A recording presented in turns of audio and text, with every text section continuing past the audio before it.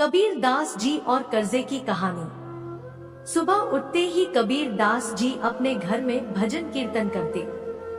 उनके घर पर भक्तों का जमावड़ा हो जाता था। वहीं पर भजन कीर्तन नाच गाना होता था। यही नहीं, कबीर दास जी आए हुए सभी को खाना खिलाकर भेजते थे।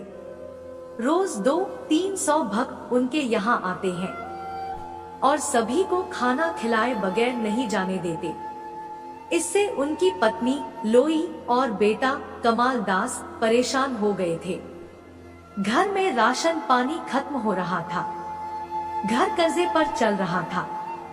एक दिन कबीर दास जी ने भक्तों को खाने का न्योता तो दे दिया, लेकिन पत्नी परेशान, घर में राशन खत्म हो गया।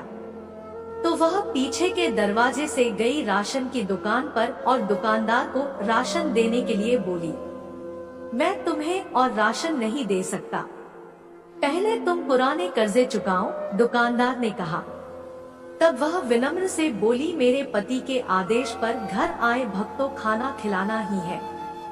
दुकानदार बोला, ठीक है, मैं तुम्हें राशन दे दूंगा, लेकिन बदले में मैं जो तुमसे मांगू वह तुम्हें देना होगा। कबीर दास की पत्नी अत्यंत सुंदर थी। दुकानदार उन्हें गंदी नजरों से देखने लगा था। दुकानदार ने कहा, आज रात तू मेरे घर पर आ जाना और मैं तुम्हारा सारा कर्जा माफ कर दूंगा। वह थोड़ी देर सोचने लगी और दुकानदार से बोली, ठीक है, मैं आ जाऊंगी, अभी के लिए मुझे और राशन पानी दे दो। जब शाम हुई और सभी भक्त चले गए, पत्नी सज धज के बैठी थी, लेकिन बाहर मूसलाधार बारिश हो रही थी। कबीर ने अपनी पत्नी से पूछा, क्या बात है, तुम तैयार होकर क्यों बैठी हो, कहीं जाना है क्या? तब उसने सारी बातें कबीर दास जी को बताई। ठीक है, चली जाओ, कबीर दास जी ने कहा, लेकिन इतनी रात को, वो भी तेज बारिश में, तुम कैसे जाओगी? चलो मैं तुम्हें छोड़कर आता हूँ। छाता लेकर दोनों निकल गए। दुकानदार के घर पर पहुंचने पर दरवाजा खटखटाया। वह दुकानदार उत्सुकता से उसी का इंतजार कर रहा था। पहले तो उसे लगा कि वह नहीं आएगी, उसने मुझे धोखा दे दिया। दरवाजा खोला तो वह सामने खड़ी थी। दुकानदार थोड़ा डरा। उसने सोचा कि कबीरदास जैसे संत की पत्नी इतनी आसानी से कैसे मान गई। उसे डर लगने लगा। जब उसने देखा कि बारिश में भी उसके कपड़े भीगे नहीं हैं।